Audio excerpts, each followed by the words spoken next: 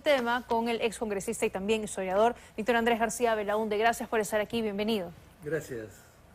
Muy amable. A ver, ¿le ha parecido oportuno el viaje de la presidenta? Yo creo que tenía que hacerlo, ¿no? Yo creo que tenía que hacerlo. Además ha estado tanto tiempo fuera. Por suerte ha leído un discurso que seguramente se lo ha preparado la Cancillería porque ella no conoce muy bien el problema.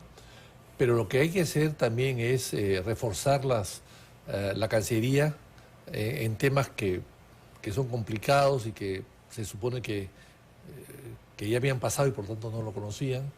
Y después reforzar la presencia del Estado y la presencia militar, ¿no? Quizás mejorar alguna base aérea, alguna base naval, algunas embarcaciones nuestras, buques que pueden estar allí, en fin. Esto significa que hay que reforzar la presencia civil y militar en la zona. De acuerdo. Es evidente, ¿no? Y valgan verdades, esto dentro de todo ha servido para poner en el mapa esta zona del país que está completamente abandonada, ¿no? Claro, y creyeron que creando el distrito de Santa Rosa la iban a mejorar cuando fue inoportuno. En realidad no se puede crear un distrito porque necesita recursos. Porque, o sea, el que no es distrito no tiene recursos, es una cosa absurda, ¿no? 2 meses antes de este incidente, cuando ya se sabía que había una serie de problemas antes, ¿no? Y que se habían... Además, el representante de Petro hace 2 años que estuvo en Leticia, que dijo exactamente lo mismo. Entonces, con todo eso, no entiendo por qué provocar a Colombia, o no a Colombia, a Petro, para que se pueda usar esta excusa para poder decir lo que ha dicho, ¿no? Claro. Bueno, hoy la presidenta ha llegado y ha dicho... La isla de Chinería, el distrito de Santa Rosa es tan peruano como La Papa y Machu Picchu, o sea que no le quede dudas a nadie. Está bien, ya está creado, pero lo que la Cancillería siempre ha dicho es que tú no puedes usar los distritos para fijar fronteras, ¿no? Ajá. Eso es lo que se dijo en su momento, la Ministerio de Economía también se opuso, pero el Ministerio de Defensa y el gobierno y algunos congresistas aprobaron por unanimidad esta creación sin debate, sin conocer nada de nada, porque la ignorancia prima en el Congreso, ¿no? Entonces han debido darse cuenta de que también cuando se creó un distrito parecido, una región parecida en Chile, Arica, Parinacota o algo parecido, también hubo una protesta del Perú, una inquietud en el Perú, habiendo esa frontera existiendo sin ningún problema. O sea que han debido adelantarse a los hechos y no buscar excusas que un demagogo como Petro la use para atacar al Perú. De acuerdo, porque claro, Petro y su Cancillería insisten en que ese territorio no es peruano y que tendríamos que sentarnos a conversar por lo menos para hablar de esta situación. Si Petro quiere desconocer el tratado que fue tan generoso el año 22, hace un siglo, con Colombia, que se le dio todo lo que Colombia quería, la salida al Amazonas, que estaban deseosos ellos de salir al Amazonas, si ellos quieren desconocer ese tratado, entonces volvamos a empezar. ¿Y eso qué significa? Que el Perú va a recuperar el trapecio amazónico con Leticia y recuperaría también los territorios que van entre el río Putumayo y el río Caquetá, porque el Perú poseía Caquetá antes de ese protocolo. Perú se dio muchísimo en aquella oportunidad. Muchísimo. ¿No? Acá tengo un plano que se ve perfectamente bien. Es un plano colombiano, no peruano, colombiano, del año 1905. Y acá se ve cómo se dice... Lo tenemos, ¿no? Sí, para irlo poniendo, si no nos vaya contando.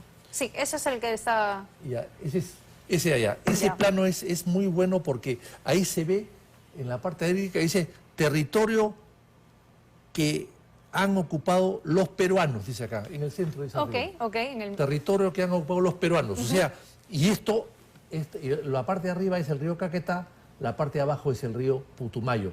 Toda esa zona que está de verde, toda esa zona se cedió a Colombia. Y era ocupado por el Perú. Ahí está, es un plano colombiano, no es un plano nuestro. Es un plano colombiano que dice territorios ocupados por el Perú. Entonces, la pregunta es, ¿por qué hemos desocupado un territorio sin disparar un solo tiro, sin perder una guerra, sin nada de nada? Pero eso quedó zanjado y se respetan los tratados. Exactamente. O sea, esa generosidad inmensa del Perú, ese desprendimiento y alegría inclusive que fue el presidente en ese momento, se le decía el Papá Noel. Entonces, con ese desprendimiento, la pregunta es, ¿por qué ahora reclaman una pequeña isla que tiene 10 kilómetros cuadrados, creo, y 2.000 o 3.000 habitantes, cuando el Perú le cedió esa franja inmensa de territorio, más lo que está a la derecha, en la punta de abajo, que está Leticia, que era una ciudad peruana con 17.000 peruanos que se enteraron de un día para otro que ya no eran peruanos, sino que eran colombianos, y ellos no sabían nada, nunca se les consultó.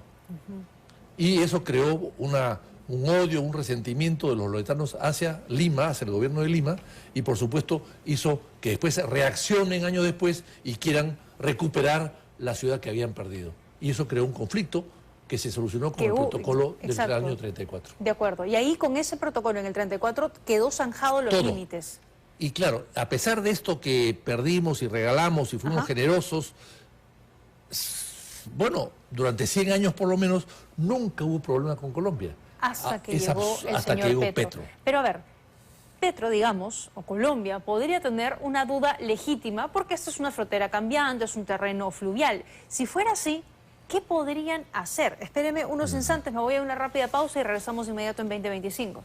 Lo generoso que fue el Perú en aquella oportunidad en cederle ese territorio a Colombia, pero valgan verdades, guste o no, eso quedó zanjado finalmente en 1934.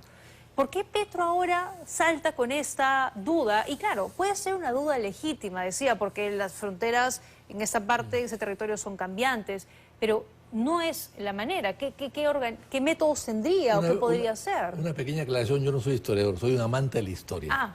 O de la verdad histórica. Mire, gracias por la aclaración. Historiador, bueno, me llaman, me pero dicen... es muy entendido de la historia. Soy un amante de la historia y un estudioso de la historia, pero no soy historiador necesariamente, y quizás por eso tengo alguna libertad de decir cosas que los historiadores no quieren decir después. Cuéntenos entonces.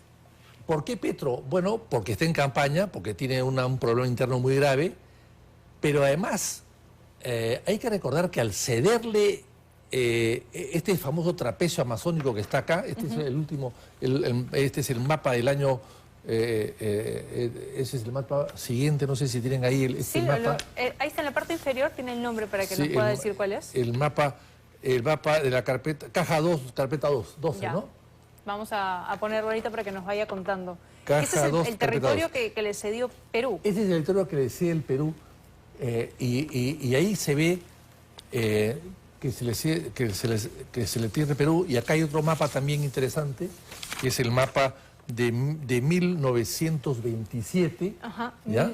1927, que dice acá 1927, dice División Militar del Perú, mapa tomado de la... Ese es el primero, el que nos Ese es el primero. Ese mapa es muy interesante porque ahí se ve todo lo que se le cedió a Colombia, que es en la parte del centro. Lo que se ha marcado. Lo de arriba es el río Caquetá, que tenía Perú posesión, como hemos visto, y inclusive la Guerra de la Pedrera, que fue en 1911, fue detrás del Caquetá. O sea, esa zona, toda esa zona que tenía posesión, totalmente posesión del Perú.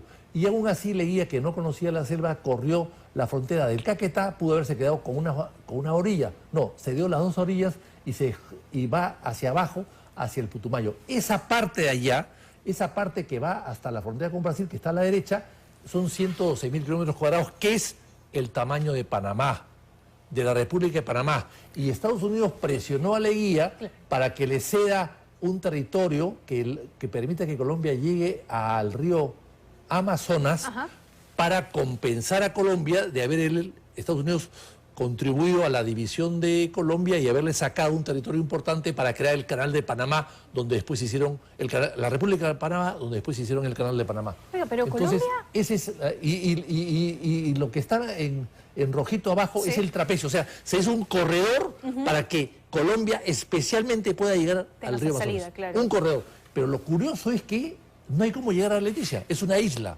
Porque en la selva, tú tienes las carreteras de la selva, son los ríos. Y ahí no hay un río que te comunique Colombia con Leticia. No hay ni un río. Entonces, si tú quieres irte en carro o llevar un carro de Lima a Leticia, puedes ir de Lima, Pucallpa, Iquitos, Leticia. Carretera y navegación. Pero si tú quieres llevar tu carro de Manaos, por ejemplo, a Leticia y ahí a Bogotá, no puedes, tienes que llevarlo a Leticia y Leticia se queda, porque no hay continuidad, tienes que subir un avión y sacarlo. O sea, todas las cosas del puerto de Leticia tienen que entrar y salir de avión, salvo que sean cosas que se consuman allí en Leticia. O sea que es un puerto pequeño, porque Colombia tiene acceso